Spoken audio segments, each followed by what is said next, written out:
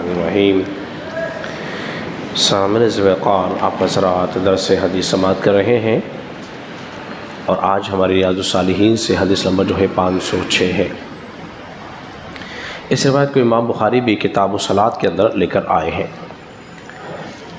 سیدنا ابو ہریرہ رضی اللہ تعالیٰ عنہ فرماتے ہیں کہ میں نے اصحاب صفہ کے 70 افراد کو ایسا دیکھا ہے کہ جن کے پاس کوئی چادر بھی موجود نہ تھی۔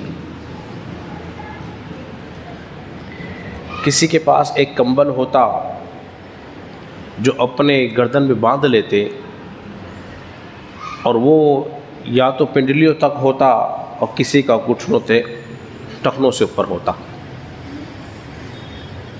جسے وہ اپنے ہاتھ سے سمیٹتے رہتے، اس وجہ سے کہ کہیں سطر ظاہر نہ ہو جائے۔ اصحاب صفہ کی تعداد جو ہے وہ 400 ہے، اور سیدنا ابو ہریرہ رضی اللہ تعالیٰ عنہ کا شمار جو ہے انہی اصحاب صفہ میں ہوتا ہے، بلکہ آپ جو ہے تھے اصحاب صفہ کے منتظمین میں سے آپ کا اہم کردار ہے۔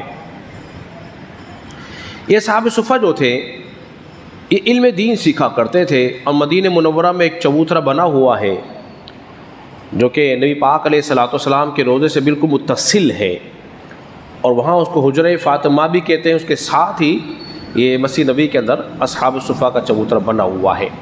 وہاں پر یہ اصحاب صفہ بیٹھتے تھے اور علم دین حاصل کرتے تھے، کہ گویا یوں کہہ لیجئے کہ یہ پہلی یونیورسٹی تھی جو مدینہ منورہ کے اندر موجود تھی۔ اس چبوتے پر بیٹھ کر رسول اللہ صلی اللہ علیہ وسلم ان کو علم دین سکھاتے تھے۔ جب مدینہ میں ہوتے تھے تو علم دین حاصل کرتے تھے، اور جب مدینہ سے باہر ہوتے تھے، کوئی جنگ کا موقع آ گیا تو پھر اللہ کی راہ میں جہاد بھی کرتے تھے۔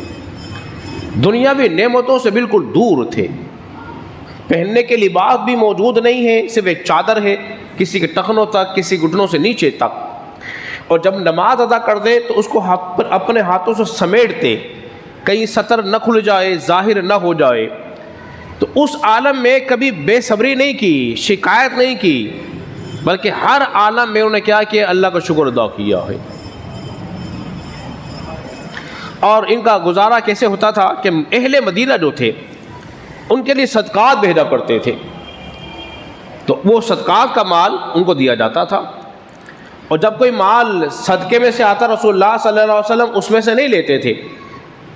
ہاں اگر کسی نے کوئی ہدیہ دیا، کوئی تحفہ دیا تو حضور اس میں سے رکھ لیا کرتے تھے۔ صدقات اہل بیت پہ کیا ہے؟ بولیے، حرام ہے۔ آج کل یہی روایت جو ہے یہ اس کی اصل ہے مدارس کی۔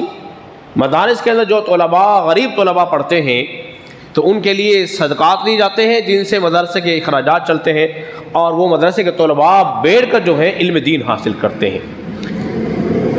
زیادہ تر علم دین حاصل کرنے والے غریب ہوتے ہیں، امیروں کے بچے کم ہوتے ہیں۔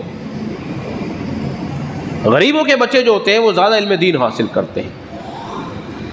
اور میں اور آپ ہم کیا چاہتے ہیں کہ ہمارا بچہ ڈاکٹر بنے، پروفیسر بنے، بڑی اعلیٰ ڈگریاں حاصل کر لے، لیکن خواہش یہ ہونی چاہیے کہ سچا پکا مسلمان بھی بنے، رسول اللہ صلی اللہ علیہ وسلم کا صحیح معنی میں غلام بھی بنے، آپ کی اتباع پیروی کرنے والا بھی ہو۔